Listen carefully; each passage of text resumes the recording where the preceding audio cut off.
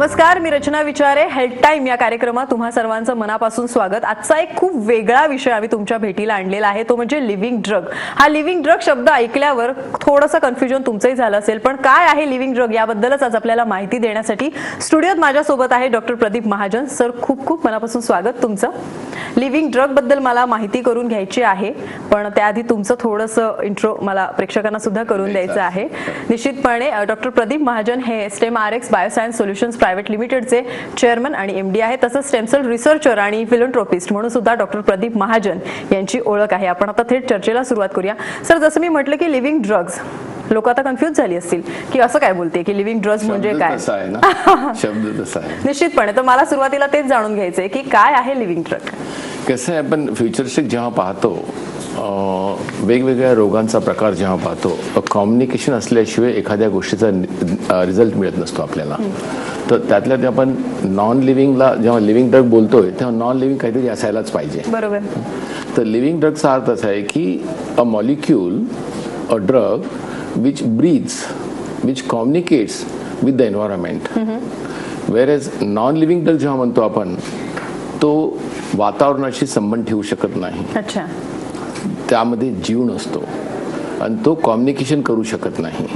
याचा अर्थ हा असा की लिव्हिंग ड्रग आपल्या शरीरातल्या प्रत्येक पेशीशी संवाद करू शकतो. अच्छा. त्या मूळ पेशीला काय झालंय हे समजून घेऊ शकतो आणि त्याच लेवलला त्याचं रिपेअरिंग जॉब करू शकतो. आणि नॉन लिव्हिंग ड्रग जसा विचार केला आपण, तर हा नॉन लिव्हिंग ड्रग हा फक्त ह्या रोगांपासून झालेली लक्षणं जी असतात तीच ट्रीट करू शकतात. निश्चितपणे हा त्यातला फरक आहे. लिव्हिंग ड्रग म्हणालो तो आपण, एक ड्रग मॉलिक्यूल जो वातावरणाशी कम्युनिकेट करतो, ब्रीथ करतो, संवाद साधतो आणि त्याला सांगतो की तुझ्यात काय खराबी आहे ती मी रिपेअर करून देतो. थोडक्यामध्ये लोकांना समजण्यासाठी विचार केला तर लिव्हिंग ड्रग म्हणजे सेल मॉलिक्यूल. अच्छा. जो आपल्या शरीरातच असतो. म्हणून नेहमीच मी सांगत असतो लोकांना की you carry your repairing kits in your own body. तर 30 किट्स आहेत तुमच्या शरीरामध्ये जी तुम्हाला रिपेअर करणारी आहेत. किंवा नॉन लिव्हिंग ड्रग जे आपण जेव्हा बोलतो, पॅरासिटामॉल, क्रोसिन घ्या, अँटीबायोटिक्स घ्या किंवा इन्सुलिन घ्या, नायट्रोग्लिसरीन घ्या, ह्यातला एकही ड्रग असा नाहीये की जो आपल्या पेशीला समजून घेऊ शकतो. बरोबर. त्याला तो रिपेअर करू शकतो, त्याला त्या संवाद होऊ शकतो, ती फक्त झालेल्या लक्षणांना ट्रीट करू शकतो. निश्चितपणे. सर, लिव्हिंग ड्रगची जी काही व्याख्या तुम्ही क्लिअर केली आहे आम्हाला, आपण त्याला स्टेम सेल सुद्धा असं म्हणू शकतो. मला वाटतं की सोप्या भाषेत त्याला साधारण माणसाला समजत असेल तर ते स्टेम सेल म्हणू किंवा सेल थेरपीज म्हणू. सेल थेरपी, मूळ पेशी असे मूळ पेशी त्यातला एक छोटासा भाग झाला जो मूळ पेशी सेल्स ज्याला म्हणू की जे वातावरणाशी संबंधित ठेवतात, त्यांच्या आजूबाजूला काय होत आहे त्यांशी. मी थोडक्यात सांगतो की ह्या मूळ पेशीला किंवा लिव्हिंग ड्रगला I always call it as an microscopic workers. अच्छा. मायक्रोस्कोपिक वर्कर्स म्हणतो. ह्या आपल्या शरीरातले सूक्ष्म असे हे काम करणारे वर्कर्स आहेत जे आपल्याला हेल्दी ठेवण्याचा प्रयत्न करतात. सर, मग आता या मायक्रोस्कोपिक वर्कर्सच्या कॉम्पोनेंट्स बद्दल आम्हाला थोडं सांगाल. हा फार मोठा विषय आहे. ह्या विषयामध्ये विचार केला तर आपण स्टेम सेल ह्या त्यातला एक छोटासा भाग झाला. ही एक अशी मोठी अम्ब्रेला पकडू आपण, रिजेनरेटिव्ह मेडिसिनची एक मोठी अम्ब्रेला पकडू. ह्या अम्ब्रेलेच्या अंतर्गत तर रिजेनरेटिव्ह मेडिसिन हा कन्सेप्ट असतो. रिजेनरेटिव्ह मेडिसिन हा फ्युचर सायन्स आहे.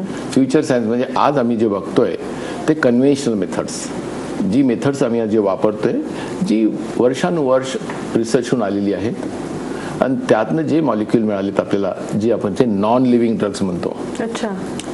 तर ह्या मॉलिक्यूलचं आपल्या शरीरावर बेनिफिट होण्याची जिथं संपतं तिथं लिव्हिंग मॉलिक्यूलचं काम चालू होतं. बरोबर.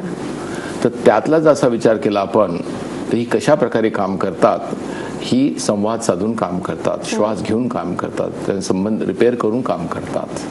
सर, आता तुम्ही म्हणालात की हे जे लिव्हिंग ड्रग्ज आहेत ते श्वास घेऊ शकतात, ते आपण फील करू शकतो, ते संवाद साधू शकतात, पण नेमकं कार्य कसं करतात.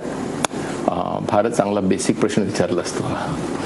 लोकांना समजण्यासाठी असा विचार केला तर प्रत्येक ड्रग मॉलिक्यूलला काम करण्यासाठी आपण क्लिनिकल ट्रायल्स किंवा अशा घटना करून आणतो. तर याचं काम करण्याची पद्धत जी असते, जी मुळातच रिपेअर करण्यासाठी असते, ट्रीट करण्यासाठी नसते. प्रत्येक जीवात्म्याला निसर्गानं रिपेअरिंग सिस्टम दिलेली आहे. त्याच्यासाठी मी एक हायपोथेसिस माझा स्वतःचा तयार केला आहे. लोक बिलीव्ह करतील असं मला वाटतं. हा हायपोथेसिस असा असतो की एखादी पेशी दुसऱ्या पेशीला कॉम्युनिकेट केल्याशिवाय त्याचं फंक्शन नाही करू शकत त्या ऑर्गनचं. अच्छा. जसं आपण एक ब्रेन घेऊ, हार्ट घेऊ, लंग्स घेऊ, किडनी घेऊ, लिव्हर घेऊ, मसल्स घ्या, any organ you take it like. प्रत्येक ऑर्गन टिश्यू पासून तयार होतो. तर टिश्यू पेशीपासून तयार होते. सो पेशी हा त्यातला मायक्रोस्कोपिक वर्कर त्या ऑर्गनचा. आणि त्या ऑर्गनचं जे फंक्शन, आपण उदाहरणार्थ लिव्हर घेतलं समजा, लिव्हरचं फंक्शन काय की बॉडीतले टॉक्सिन्स बाहेर काढणे, आपण जे काही खातो त्यातले टॉक्सिन्स बाहेर काढणे, काही एन्झाईम्स तयार करणे डायजेशनचे, हे लिव्हरचं फंक्शन. इव्हन रक्त मेंटेन करणे शरीरामध्ये, हे लिव्हरचे फंक्शन्स. तर हे फंक्शन्स कोण करतं? ऑर्गन ही फॅक्टरी झाली त्याची, टिश्यू हा त्यातला गर्भ झाला, आणि पेशी ह्याचा मायक्रोस्कोपिक वर्कर झाला. आता ही मायक्रोस्कोपिक वर्कर एक दोघाला प्रत्येकाला आपली सिग्नल देत असतात की काय खाल्लंय यानं, त्या खाण्यासाठी आपल्याला काय प्रोड्यूस करायचं आहे, आणि ते प्रोड्यूस करून मग ते डायजेशनला करतात. बरोबर. जोपर्यंत हा पेशी टू पेशी संवाद होत नाही, ऑर्गन फंक्शन नाही करू शकत. बापरे. त्याला म्हणतो आपण, जिथं होत नाही आणि जिथं होत असतं त्याला होमिओस्टॅसिस म्हणतो आपण. होमिओस्टॅसिस म्हणजे फंक्शन मेंटेन करणे. आपलं शरीर निरोगी आहे म्हणजे my body is at homeostasis, functioning all organs normally. किंबहुना समजा आता लिव्हरमध्ये अल्कोहोलिक आहे, व्हायरल हेपॅटायटिस आहे, असा कोणताही रोग झाला, जंतून झाला किंवा अल्कोहोलनं झाला की अजून कशानं झाला लिव्हरमध्ये, तर हा संवाद साधण्याचा जो प्रकार असतो, सेल टू सेल सिग्नल देणे आणि फंक्शन करणे, तो ब्रेकडाऊन होतो. अच्छा. हे माझं हायपोथेसिस आहे थोडक्यामध्ये, लिव्हिंग ड्रगला कॉम्पोनेंट दाखवण्यासाठी. तर जनरली हा संवाद जर नाही झाला ती सेल्स नॉन फंक्शनल होतात. अच्छा. आणि त्याला आपण म्हणतो unrest. Body is at unrest, liver is at unrest. Unrest leads to disease. मग आपण रोगाकडे जातोय आता, ज्याला आपण हेपॅटायटिस म्हणू, सिरोसिस म्हणू. लिव्हरचं उदाहरण घेतलं म्हणून सांगतो, असं प्रत्येक ऑर्गनशी संबंधित आहे. स्नायूशी घ्या, ब्रेनशी घ्या, हार्टशी घ्या, प्रत्येकाशी संबंध आहे.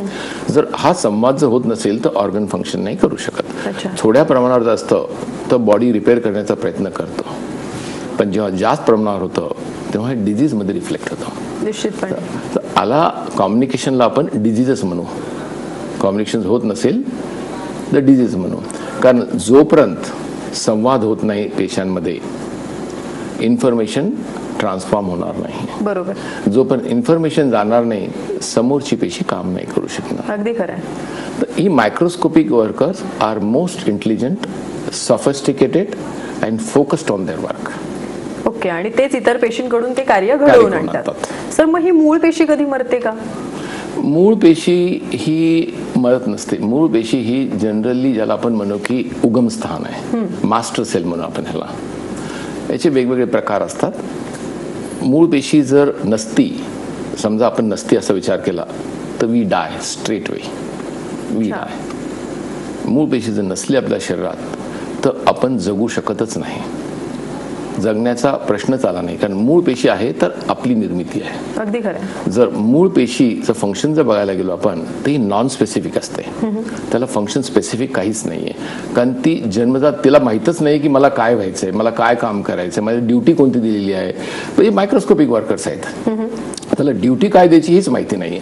मग जोपर्यंत ज्या ऑर्गनमध्ये फंक्शन तयार व्हायचं आहे, ज्या ऑर्गनला डॅमेज झालेला आहे, जे फंक्शन इम्प्रूव्ह करायचं आहे, जोपर्यंत त्या इम्प्रूव्ह करण्याचं सेन्सेशन्स म्हणा किंवा सिग्नल्स म्हणा मूळ पेशीला कळत नाहीत, तोपर्यंत मूळ पेशीचं काम येतच नाही. अच्छा.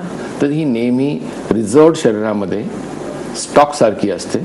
ती आपल्या बोन मॅरोत असते, आपल्या रक्तात असते, आपल्या चरबीत असते, आपल्या प्रत्येक अवयवामध्ये असते. तिचं जॉब असतं विअर टिअर मेंटेनन्स करणे. जिथं काही थोडं डॅमेज झालं की फोर्समधून ऍक्शन यायचं आणि त्या ऑर्गनचं मेंटेनन्स करायचं. ती मरत नसते. शरीरातला प्रत्येक कण हा तिने व्यापून टाकलेला आहे असं म्हणायला हरकत नाही. प्रत्येक ठिकाणी ज्याला मी माझ्या भाषेमध्ये निश म्हणतो. निश एक निश असतं.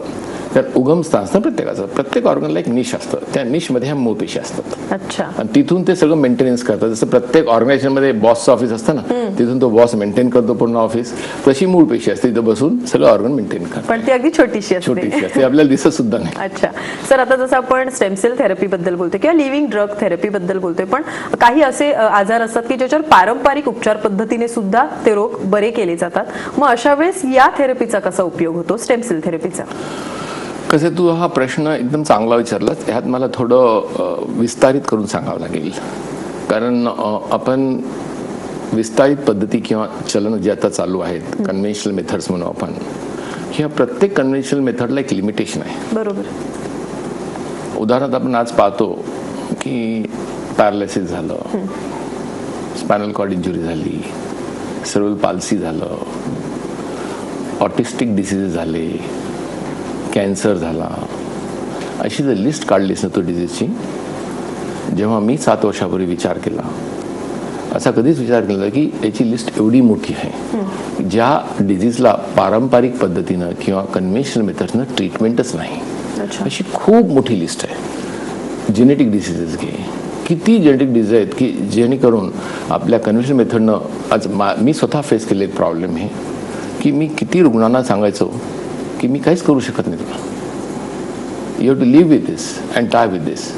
It's very painful. फार म्हणजे यू कॅन इमॅजिन लोक तुमच्याकडे एक डॉक्टरकडे देव म्हणून पाहतात आणि at the end of the day जेव्हा तुम्ही त्याला सांगता की मी काहीच करू शकत नाही, तुला आयदर मृत्यूची वाट पाहायची किंवा असंच सफर करत जगायचं. तर अशा रोगांची इतकी मोठी लिस्ट आहे. आपण सिस्टमिक जर घ्यायला तो न्यूरोलॉजिकल डिसीज आहे, तसे सेरेब्रल पाल्सी आहे न्यूरोची, मल्टिपल स्क्लेरोसिस आहे, देन ट्रॉमा आहे ब्रेनचा, ब्लीडिंग आहे ब्रेनमध्ये, स्पायनल कॉर्ड इंजुरी आहे, अशी लिस्ट आहे ज्यामध्ये कन्व्हेन्शनल मेथडमध्ये you just cannot do anything. You just see the patient, तू असंच राहणार, असंच मार, काहीच करू शकत नाही. ऑटोइम्युन डिसीजेस घ्या, मल्टिपल स्क्लेरोसिस, काहीच करता येत नाही. अंकलायझिंग स्पॉन्डिलायटिस, रुमॅटॉइड डिसीज, आर्थरायटिसचे तर किती रुग्ण असतील. आज माझ्या लिस्टमध्ये जर पाहायला गेलो तर पर्सेंटेज सगळ्यात जास्त आर्थरायटिस आहे. आणि एवढं मोठी लिस्ट आहे की आयुष्य त्यांचं जातं, बोटं वाकडी होऊन जातात, हातं वाकडी होऊन जातात आणि शरीर पूर्ण पेननं ग्रासलेलं असतं आणि जगातलं कोणतंच ड्रग काम करत नाही. आणि जी ड्रग घेतात लोक, उदाहरणार्थ स्टेरॉइड्स घेतात, उदाहरणार्थ इम्युनोमॉड्युलेटरी ड्रग्ज घेतात, बोन मॅरो सप्रेसेंट ड्रग घेतात, सगळी हानिकारक. पेशंट रोगानं मरत नाही, ड्रगनच मरून जातो यामध्ये. पण ही जी लिव्हिंग ड्रग आहे ती मात्र माणसाला निश्चितपणे. सर, या लिव्हिंग ड्रग बद्दल मला आणखी माहिती करून घ्यायची आहे, पण त्याआधी घेऊया एक छोटासा ब्रेक.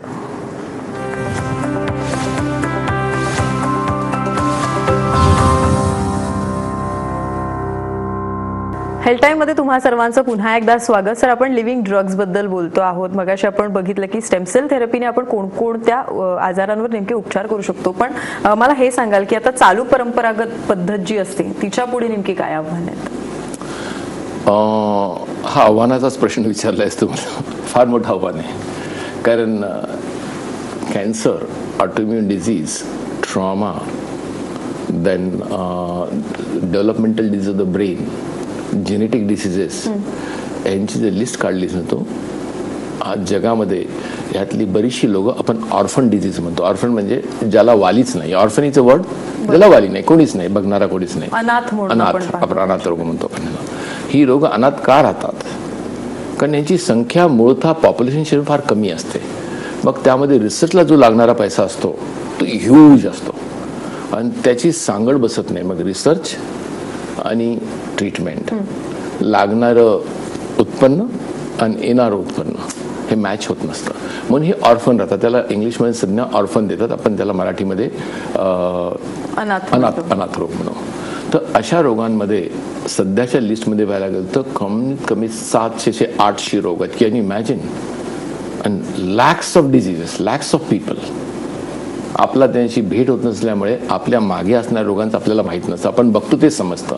आता 7 वर्षापासून जेव्हापासून मी हे करतोय तेव्हापासून पाहतोय मी ह्या रुग्णांची असंख्य संख्या आहे आणि सगळी मृत्यूची वाट पाहत असतात किंवा कॉम्प्लिकेशन होत असतात. म्हणजे कॅन्सरमध्ये घेतलं आपण तर असा कोणताच रुग्ण असेल की ज्याने केमोथेरपी घेतली आणि तो वाचला असेल, रेडिओथेरपी घेतली आणि तो वाचला असेल, किंबहुना ही थेरपी न घेतली असती त्यांना, तो 1 वर्ष जगण्याच्या ऐवजी केमोथेरपी घेऊन 6 महिने जगतो, रेडिओथेरपी घेऊन 3 महिने जगतो.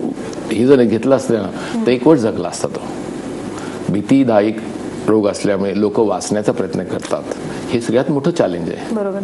की लोकांची मरणाची जी गती आहे ड्रग्जमुळे होणारी, ती इटसेल्फ एवढी मोठी आहे की itself is a big challenge.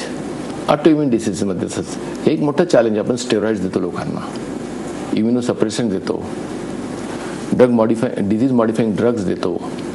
प्रत्येकाला खूप मोठमोठे साईड इफेक्ट्स आहेत. इतके साईड इफेक्ट्स आहेत की रुग्ण रोगाने बरा व्हायच्या ऐवजी ह्या ड्रग्सच्या साईड इफेक्टनंच रुग्ण होऊन जातो. स्टेरॉइड उदाहरण आपल्याला माहिती आहे, डायबिटीज होऊन जातं, वजन वाढतं, किडनी खराब होऊन जाते, बोन्स ठसळून जातात, किती कॉम्प्लिकेशन्स, इतके कॉमन. आणि ही जर नाही घेतली तर रोगाचीच लक्षणं येतात. अधिक औषधांचा मारा पण घातकच ठरतो, खूपच घातक ठरतो. तर हा सगळ्यात मोठा चॅलेंज आहे. आणि हा चॅलेंज ओव्हरकम करायचा हा सायंटिफिक चॅलेंज झाला. दुसरा चॅलेंज कसा आहे माहिती आहे का, की लोकांपर्यंत हे ज्ञान पोहोचणं जरुरी आहे. अगदी खरं. कारण लोक जे वाचतात, इव्हन डॉक्टर्स जे वाचतात, आम्हाला कॉलेजमध्ये जे शिकवलं तेच मी बिलीव्ह करतो. हे सगळ्यात मोठं चॅलेंज आहे. कारण मला जर कोणी आज सांगितलं 10 वर्षापूर्वी 5 वर्ष सांगितलं असतं की कॅन्सर मूळतः आम्ही क्युअर करू शकू, तर मी त्या माणसाला मूर्खात काढलं असतं. He is talking nonsense. As a doctor सुद्धा तर कॉमन माणसाचं केवढं मोठं चॅलेंज आहे. हे दुसरं मोठं चॅलेंज आहे, making people understand we are changing, science is changing. Science बदलत आहे आता, पूर्वीसारखं राहिलेलं नाहीये.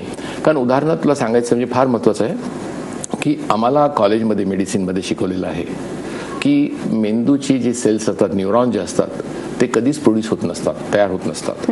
जन्माला जेवढी असतात तेवढीच असतात. आज सायन्सनं प्रूव्ह केलं आहे की neurons can grow in the brain. लॅबमध्ये आपण ग्रो करतो, हार्टची टिश्यू ग्रो करतो. जेव्हा स्त्रियांमध्ये इन्फर्टिलिटीचा इश्यू खूप मोठा असतो. Womens are born with ovarian reserve म्हणतो आपण त्याला, फिक्स नंबर ऑफ ओव्ह्युलेशन असतं त्यांचं. आणि हे आता करत पिढीनी पिढी आम्हाला शिकवत आलेलं आहे. पण नवीन सायन्स काय सांगतं, खोटं आहे ते सगळं.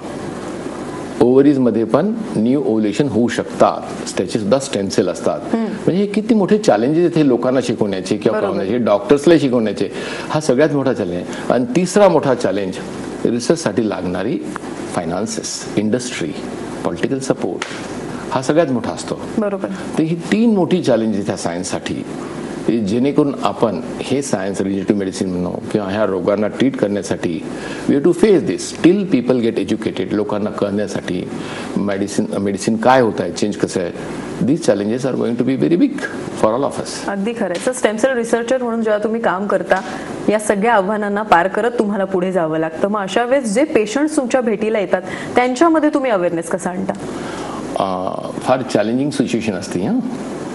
कारण ही सिच्युएशन अशी आहे की बरीचशी रुग्ण बिलीव्हच नाही करत, की कारण 10 जण सांगितलं, सगळीकडे सांगितलं की बरा होऊ शकत नाही रोग. आणि मी जर सांगितलं त्यांना बरा होणार आहे, हाऊ डू विल बिलीव्ह? जर तुला मी सांगितलं की तुला सगळ्या डॉक्टरांनी सांगितलं की होणारच नाही बरा, इव्हन लोकांनी सांगितलं, आणि मी सांगतोय की बरा होणार आहे, तर it is a big challenge for me to convince you. बरोबर. मग आय हॅव टू टेक, मला त्यांना पूर्ण सायन्सच्या हिस्ट्रीमध्ये न्यावं लागतं. मग बेसिक आपल्या मॅथॉलॉजीला घेऊन जातो मी त्यांना सांगण्यासाठी की असं होऊ शकतं. मग त्यात कसं आहे माहिती आहे का, एखादी मशीन, एखादं औषध, एखादी पद्धत जेव्हा एखादी निर्मिती करते, तर तीच पद्धत, तोच औषध त्याला रिपेअर सुद्धा करू शकतं. बरोबर. जेव्हा पेशीतून टिश्यू तयार होतो, टिश्यूतून ऑर्गन तयार होतं, आणि ऑर्गनमधून आपलं शरीर तयार होतं. जर ही पेशी आपल्या ऑर्गनला तयार करते, ऑर्गनला मेंटेन करते, तर ही पेशीच त्याला रिपेअर करू शकते. अगदी. दुसरं काहीच रिपेअर करू शकत नाही. संवाद तीच साधू शकणार आहे, दुसरं साधू नाही. मग अशा प्रकारे त्यांना कन्व्हिन्स करण्यासाठी मला 1-1 तास असतो. मग त्या डॉक्टर्सला कन्व्हिन्स करावं लागतं. तर हा एक मोठा चॅलेंजिंग जॉब आहे. मग त्यासाठी मग मी मोठ्या CMEsला जात असतो, सोशल प्रोग्राम घेतो, अशा मीडियामध्ये येऊन लोकांना कन्व्हिन्स करण्याचा प्रयत्न करतो की this is science which is going to change. बरोबर. फ्युचर वेगळं आहे, आम्ही शिकतो वेगळं आहोत. निश्चितपणे सर, खूप रुग्णांचे अनुभव सुद्धा तुम्हाला आले असतील, ते सुद्धा मला ऐकायचे आहेत. पण त्याआधी घेऊया एक छोटासा ब्रेक.